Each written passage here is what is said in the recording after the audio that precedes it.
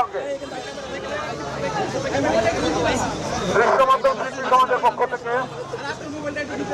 আমরা সকল মানুষের পক্ষে এবং